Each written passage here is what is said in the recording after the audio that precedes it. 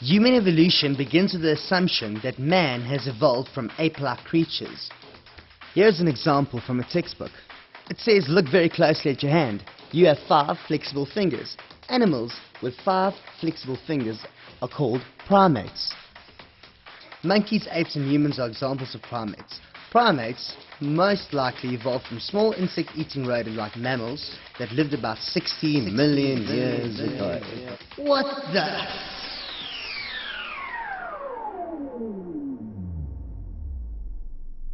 What on earth does 5 fingers have to do with being the same kind of animal? And secondly, who decides this? Who actually decides to call something a primate or a mammal or anything for that matter? Do they know this, or do they merely just believe this? Do they know this for a fact, or do they just teach this because it's part of their religion? There is no way to know this. You were not there 60 million years ago. You were not there 60 million years ago. You were not there 60 million years ago. You were not there! For crying out loud, you have to be a bloody ape to believe that you evolved from an ape. I mean, look at those pics. If you believe that those are your ancestors, gee, I can't help you. I don't think anybody can.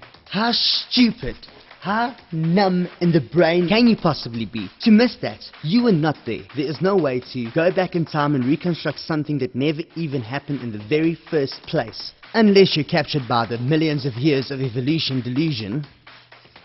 Alright, so let's go and look at one of the lies in the textbooks. One of the so-called human ancestors, one of the so-called missing links, called Nebraska man.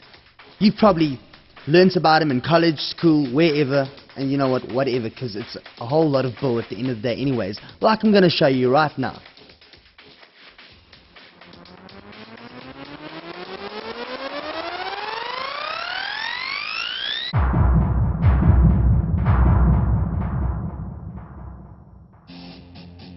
In 1922, some dude found one tooth in Nebraska. And he said, wow guys, you know what, this looks like a half ape, half human tooth. Wow, it was amazing. I mean, finding one tooth in the dirt. Hey, way to go, fella. What he did, he built a whole ape man and his wife, note, and his wife, from one tooth. This was published in the New York Times and the London Times, and scientists called it the missing link. The missing link between humans and apes. Wow, amazing. Look at the pictures on the screen. To the left, there's a whole man reconstructed from one tooth. This guy must be a mastermind to do that. Look to the right, there's a whole skull. It looks half human, half ape, constructed from one tooth. These guys must be amazing and awesome. They are actually total idiots, because that is pure propaganda. And no part of science whatsoever.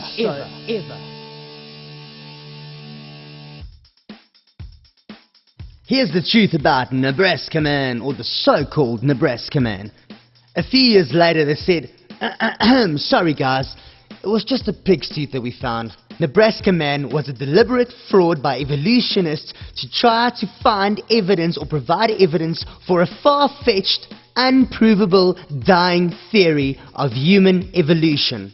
Well, the scientists involved in the, Nebraska man scandal later published a retraction in Science Nature, one of the world's leading science journals. The word that the tooth used as evidence to support Nebraska man was a lie, and that it actually belonged to a pig, later even made the front page of the New York Times. Here's the bottom line, folks. Nebraska man was a deliberate fraud. Yet it's still in certain textbooks in some parts of the world today, and children are being taught this lie day after day after day after day.